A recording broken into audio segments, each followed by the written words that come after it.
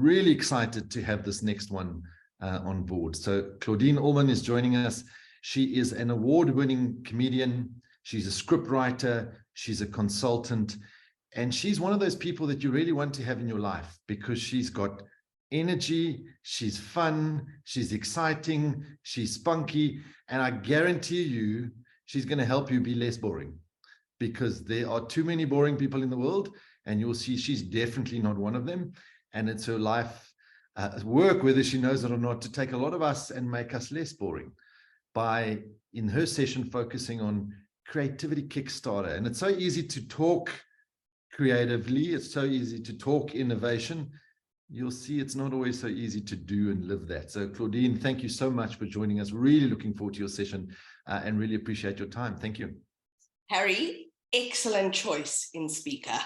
Thank you. We are going to have loads of fun, and what an incredible session. I'm just loving these women. I am so inspired. And what I am getting from listening to everybody, that the moment there's a problem or an issue in business, what are these entrepreneurs doing? They're creative problem-solving people. So I don't care what stage you're at your, in your business journey or your entrepreneur life, you need to be able to creatively problem solve, and that's where I come in, baby. So I did speak to Harry about doing something a little bit different today. So I'm not just going to be doing a presentation. You guys are going to be involved. It's going to be loads of fun.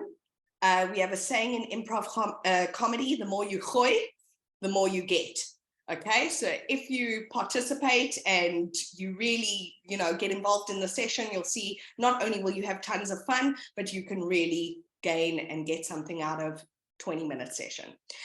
Beautiful. So what I want to do is I want to start with asking somebody, if somebody can turn their mic on and just tell me, what is improv comedy?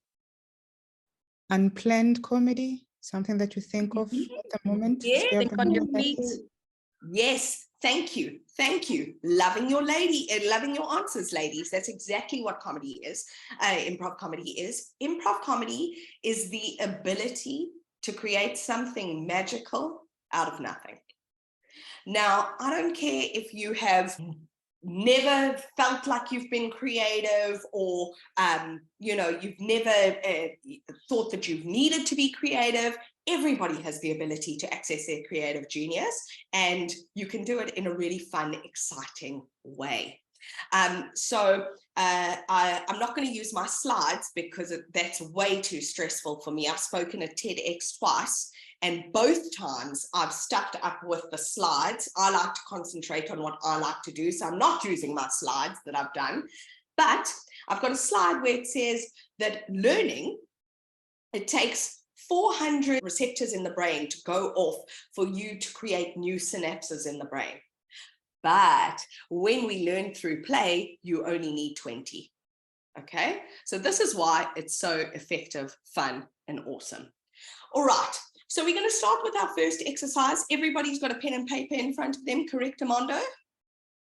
Fantastico. Right, I'm going to be timing you. I want you to please make a list, as many as you can. I want you to come up with business ideas, new business ideas, and go.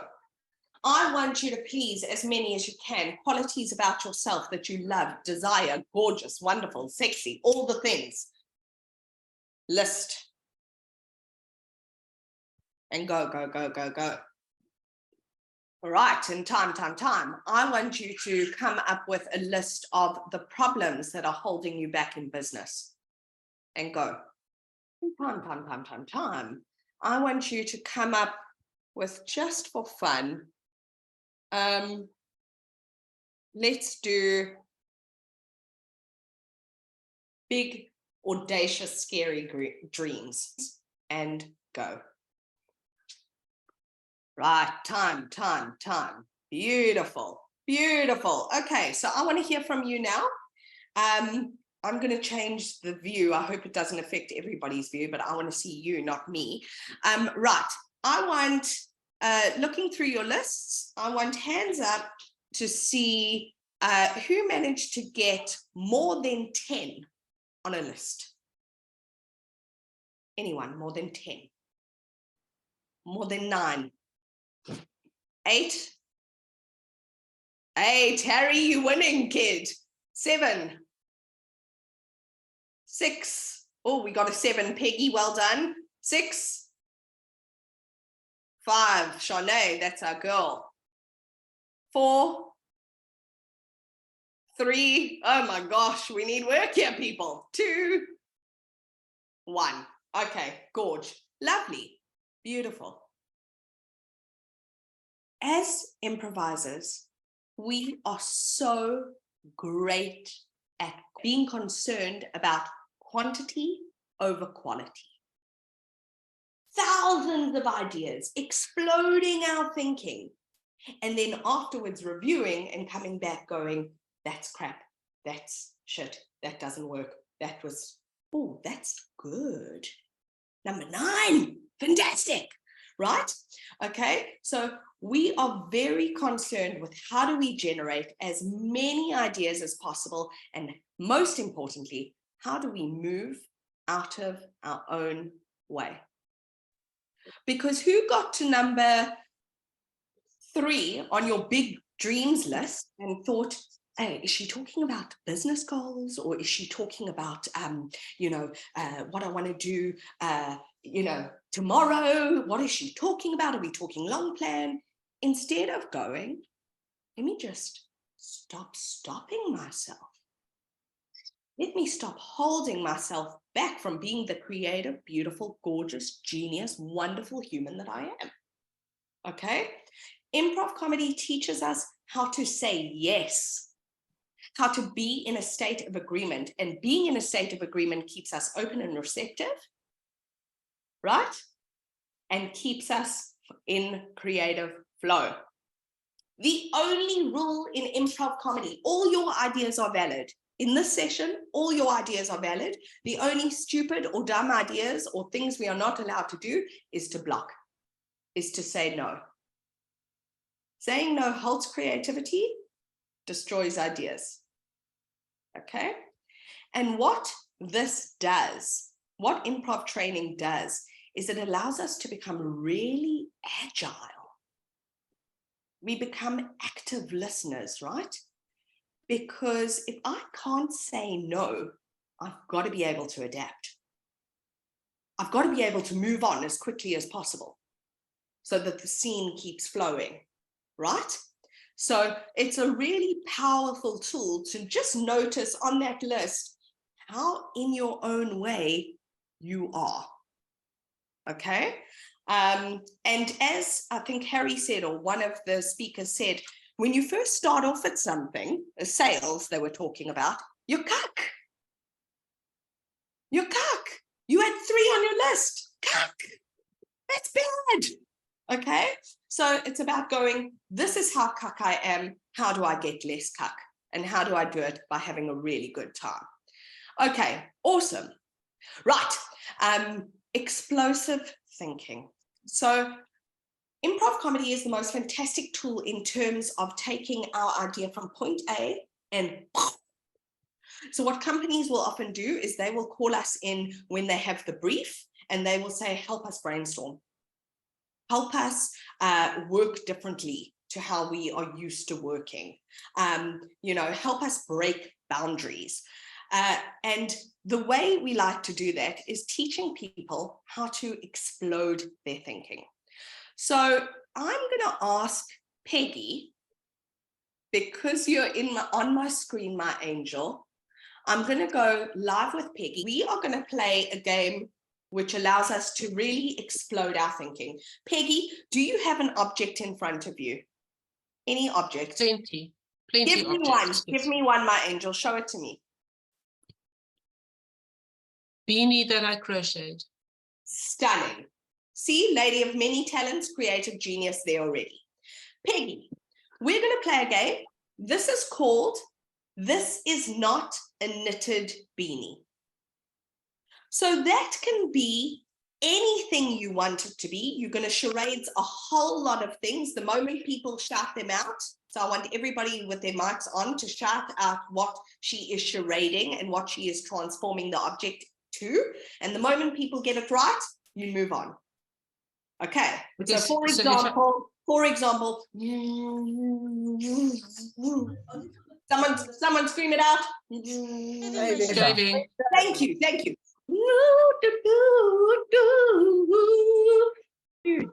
Harmonica. I mean a flute. Are you guys sleeping? Harmonica. Peggy, fantastic. Whenever you're ready, thank you. Thank you for the person who's way too late.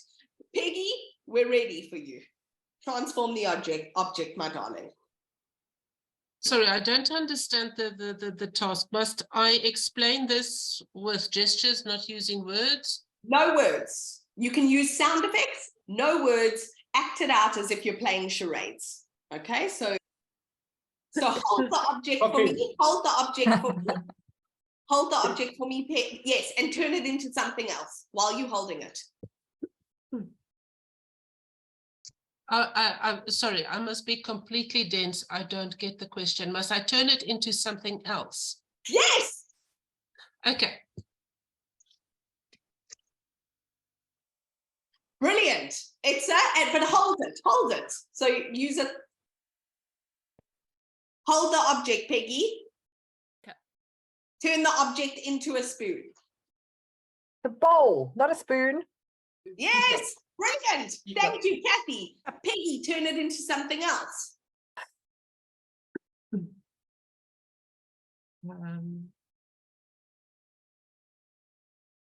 I'm stumped.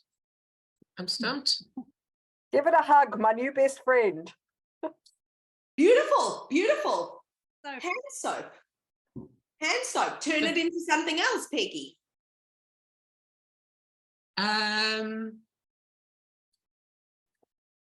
Difficult. Good, because you're in your own way. That's why it's difficult. Get out of your own way and get into play. So look at this object and transform it once more.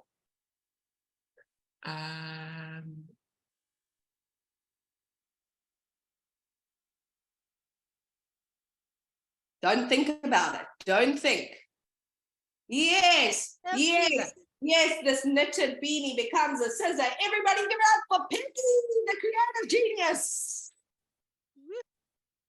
Right. Gorgeous. Peggy, let me tell you something. Excellent attempt. A little bit cuck. Why? It's your first time playing the game. And we as adults are so in our own way. What are people going to think? If I turn this into something that's not cool or relevant, or what could this be? Oh my gosh, everybody's looking at me. I didn't want to go live. I didn't do my makeup. Okay. What happens when we improvise is the part of the brain that goes quiet, right? Is the part of the brain that says, I can't do it. I'm not good enough. Self-sabotage. And the part of the brain that lights up is our prefrontal cortex, our creative genius, our creative center. This is the part that lights up when we pray, when we meditate. Okay, this is our flow. So all that we teach and that needs to happen is this part of the brain needs to go shh, so that this part has the space to play. I play these exercises and do these exercises. Before I was a comedian, I used to teach drama at Crawford College to the babies. And I used to play these exact games with the babies. And let me tell you something, those babies are excellent. You know why? They don't care what other people think. Right? And if we can lose that ability to give a damn about what people think about us, we can do anything. Have, be, and achieve anything. We can explode our thinking without worrying what other people think of us. Powerful exercise. Okay, so now let's say Peggy's just done this exercise and now she's thinking, oh gosh, I failed. Claudine gave me this exercise to do. She put me on the spot. You know, I really couldn't understand. She explained in a terrible way, and now everybody thinks what everybody thinks. I'm a failure. Beautiful space to be in, Peggy. We love that. In improv comedy, failure is an opportunity for comedy to happen. When is Charlie Chaplin the funniest? Slips on a banana peel, gets hit over the head with a pan. Hala, hala, very funny, right? So a huge part of improv comedy is embracing that failure and taking that failure and going, oh, I love you.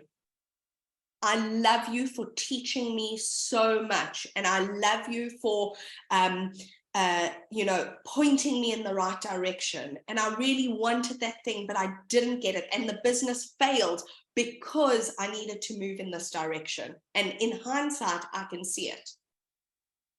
Right? So how do we embrace failure, love failure, and get really excited about failing? Well, I'm going to tell you, we play a game called I Failed. That's awesome. Okay, so once again, I'm going to go into gallery view. We're going to go around. If your screen is on, I'm going to ask you to switch on your mics. I'm going to start. I'm not going to get to everybody, but we're just going to go through and hear a few. What's going to happen is I'm going to tell you a real life failure that I had in my life. It can be as big or as little as you want it to be. I'm going to tell you a failure. Everybody, once I've told you that failure, is going to scream. You're going to clap. You're going to tell me how awesome I am. Okay? So I love this game because you really do feel awesome. Thank you. Right. So let's think of one off the top. Oh, this. Okay.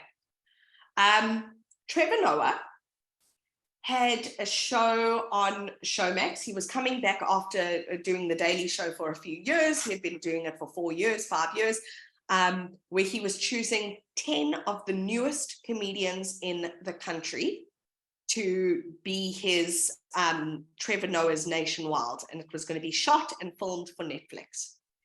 And I was a new comedian and I was not chosen. And I was in a ball for 3 days, crying, thinking it's over. And now looking back, I was like, thank you, Lord above, that I was not chosen, because my comedy is so much better. Thank you that that set was not on the internet. Thank you. Okay, so that was my big failure. Everybody, I'm amazing. Let me hear it. You're amazing. Awesome. Beautiful. Right, Mela, tell me. I hear you're a massive failure, my darling. Tell me how. Well, I had a travel business a while back and that failed. So Incredible. One failed business. Have you had several failed businesses? yeah, actually I have. Even better. Give it up for Mela, everybody. She's awesome. Thank you. Solo, I can see you, my love. Solo, can we go live with you? Tell me a massive, small, any sort of failure. I hear you're a master failure. Tell me how. Solo, yes, thank you. Good morning.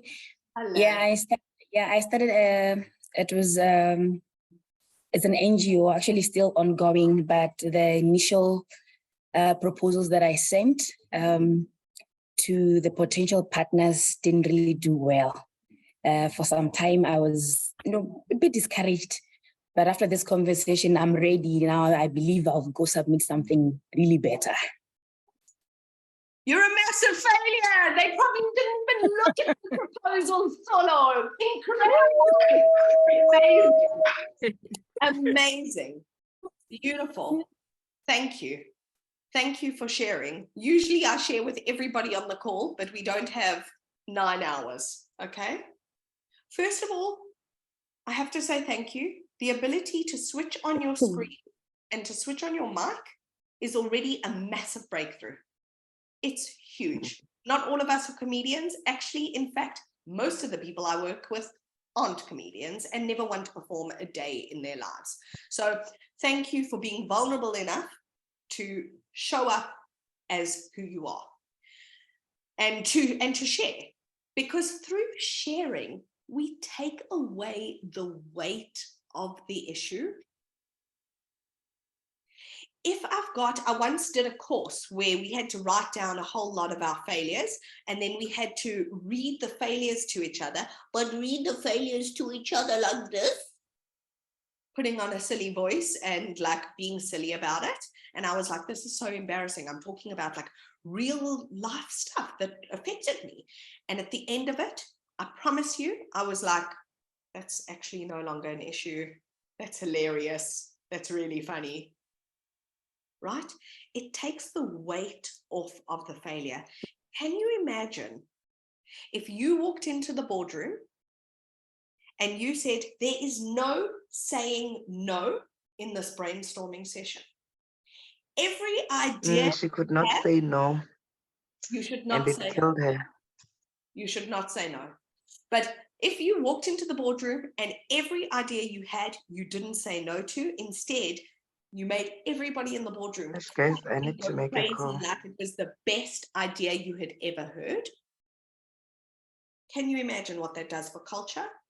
What that means for the little person who was too afraid to speak up, who had the best idea possibly? How that can change your business? You never know when the next big idea is coming from and who it's coming from. So we want to encourage employees to show up as their best selves and feel comfortable enough to do it. Okay, right. On your piece of paper, everybody.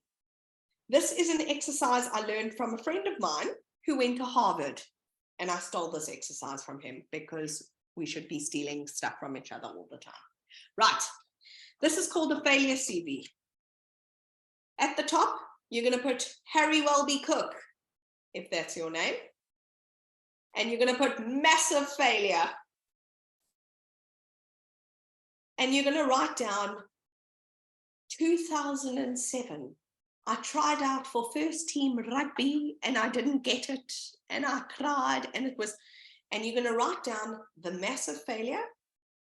And you're going to write down in hindsight, the lesson that you learned from that failure. And I want you to treat this CV as something that is ongoing for the rest of your life. And I want you to look back on the CV often and go, oh, do you remember that time I didn't make first team rugby? Oh, it allowed me to have time to do first team cricket. It allowed me to explore my passion for cycling, whatever. Okay, but you treat this failure CV with as much attention and time as you would an actual CV if you were sending it out to someone. And this is just such a great reminder of how far you have come. Looking back and saying, look what I was concerned about in 2008. Netball. Now, look what I'm concerned about. And in 10 years' time, you're going to look at that problem and go, no longer there. A non-issue. Okay? So really powerful exercise in not only getting over failure really quickly and bouncing back, but how to embrace it. Gorgeous. I want just to end off with someone who went live. I know we didn't have, I usually do full day sessions of improv, week sessions of improv. I go into company. So this is the shortest session I've ever done. But what I do want to end with is I want to end with someone who went live, maybe solo, and just ask you, what is from this session alone? I want you to be really cognizant of where you were 20 minutes ago and where you are now. Has there been a shift? That's thing number one. Thing number 2, was there a breakdown? Because in order for us to have breakthroughs, we need to recognize our breakdowns, right? So was it an issue for you to turn on your camera? Was it an issue for you to feel like you were being put on the spot? Whatever it is, you tell me what was one breakdown and what was one breakthrough. So what did you hate about the session? What did you love? Whenever you're ready, Solo. Thank you, Claudine. Well, 20 minutes ago, I had this, I was holding firmly to this belief that, you know, I really ought to accept things I can change and have the courage to change things that I can, and maybe the wisdom to know the difference. And I realized that I've been using it more as a fallback plan, not to try harder or to try again. You know, when you said, when you failed on stand-up comedy the first time, you were glad you failed because now your comedy is so much better. So I just realized, yeah, sometimes we give up and say, I can't change this. Maybe let me let it go. Maybe there's something else that I will be able to change later on.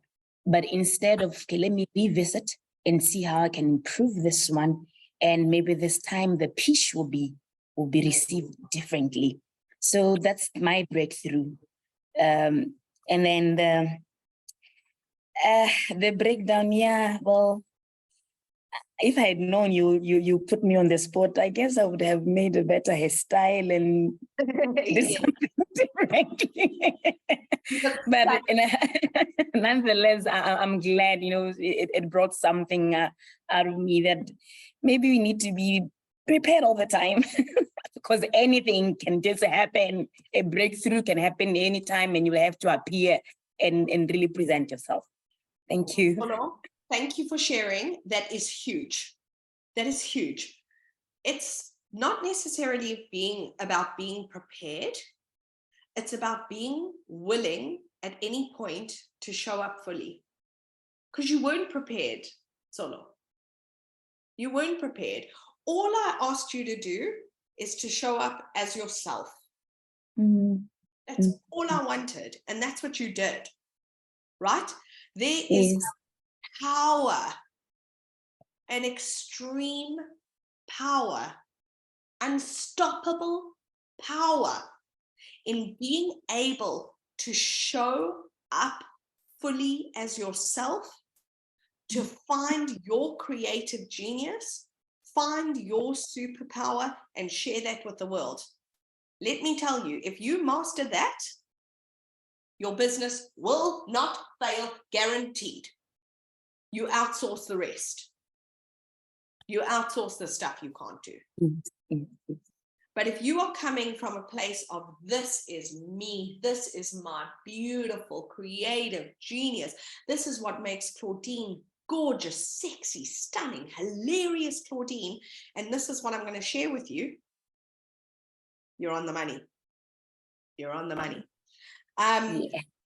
So guys, I want to thank each and every one of you for participating with me, for showing up fully, for, you know, the thing about improv is the growth, in order for any growth to happen, it's not about being put on the spot.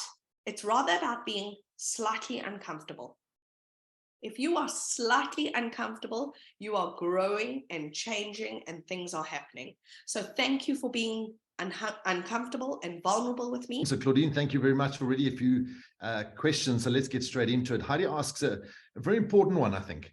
Yes. How to not appear like a clown when you're in a professional setting, so that you can still be funny, natural, creative, but actually be taken seriously. She says she can be crazy fun, but is not always appreciated in all settings.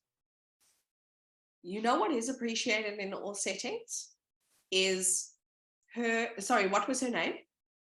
Heidi. Heidi. Is Heidi being Heidi? I promise you.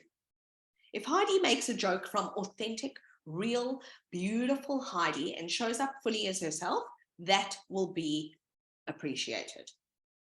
obviously the context, you're not going to do it at a funeral, but you know what I mean. If you show up fully in a business meeting and say, look, like I didn't have slides. I didn't follow any of Harry's rules. Harry was like, you know, you got to have slides. You got to, I mean, the fact that I have a background here, it's ruining my hair. I'm not too pleased about that either. But, you know, the biggest takeaway, I would say, is to find your funny or your uniqueness, your creative genius, and show up fully as that, because that authenticity is contagious, and it's I don't know what the word is, it's compelling. It's compelling. They're like, I don't know what it is about Harry, but you know, Harry is such an awesome guy. He's so cool.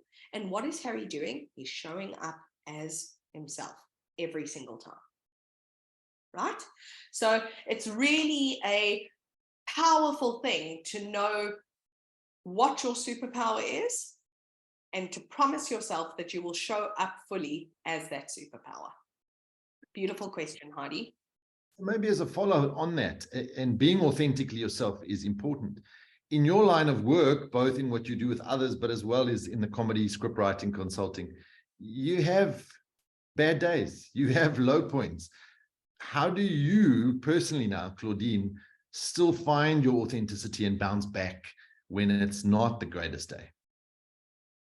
Oh, excellent question, because that is so often the case, you know. And the truth is what you start to learn from doing improv a lot is you start to actually begin to learn how to function from here, and how to operate from here, and how to switch off this voice really quickly. So for me to get in the zone, I may be having a day, but I know how to get into that zone like this. And the moment those cameras are on me, and it could be something that's live, I can't bring my baggage. I've got to be able to turn it on.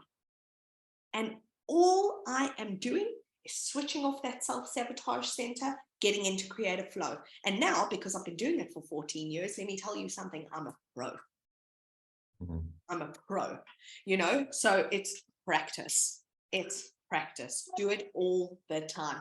Start switching off that self-sabotaging center as often as possible and working from here. And the practice is important, but a great question here from Elena, one, because it's fine once you've been practicing, but a question is, how do you do it without the full confidence? So how do you start with that process? Does anyone have full confidence moving into anything for the first time? No. There's no such thing as like, I mean, I don't know how to ride a bike. I'm quite embarrassed to say that. I didn't have that sort of childhood. I don't know how to ride a bike, and I am terrified. I have zero confidence. My son is learning how to ride a bike on a balance bike, and he's zooting across and I'm like terrified. So the truth is you need your 10,000 hours. You need your 10,000 hours in being confident, in creativity, in business. And, you know, there's ways of getting there, and it's just, what is your way? You know, I like to teach it through play, fun, and laughter, because that's been the quickest way for me to become confident and to find my inner voice, you know. So unfortunately, you got to be like the Beatles. 10,000 hours, people. Starts with that first step. So last question from Klingiwe. She says, how did you get big businesses to kind of understand that you can provide this value to them, especially because they're a little bit more serious, and actually very serious, and you come at it from a very more playful, relaxed zone, which is not the normal thinking. So how did you bridge that gap in their minds? Oh, Klingi, wow, excellent question, because I came in and I was the only one. I went to go study in Chicago and New York. I went to go study improv comedy at the Second City, which is where I was like biggest dream, where Amy Poehler and Tina Fey and all these huge improvisers went to study. And I saw what they were doing in businesses. And I was like, this is huge. But there's a big culture of improv comedy. Everyone understands what improv comedy is. Everybody's seen Whose Line Is It Anyway? Everybody's seen Saturday Night Live. Here, nobody knows what improv comedy is, which is why it's the first question I open with. What is improv comedy? Right? So I had to start off in business, knowing nothing about business. I'm an actor, comedian at heart, and go into businesses and say, give me an hour. Give me an hour. I'll do it completely free. All I ask in return is that if in any way your people, your clients, are touched, moved, and inspired, I get powerful testimonials from all of them, and you'd consider booking me for your next training. And that is how I started with my clients. Going, I know you don't fully understand. It's very difficult to explain if you don't have the context. We're going to have loads of fun. And if there's been any change, hire me. And that is how I got every single client I have to this day who are still with me, still doing corporate or one-on-one training. That is the way I got in there. Brilliant. Great answer, and giving a value, and then the value comes to you.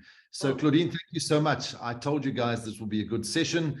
Those thoughts that we had to, and words we had to write down, was very thought-provoking, but I think the important takeaway for me is that failure CV, to go put as much time and effort into that CV as you do your other, and reference it regularly, because it's one thing to do it once, but to reference it again. So really appreciate it. Great session. Follow me on Instagram for nudes.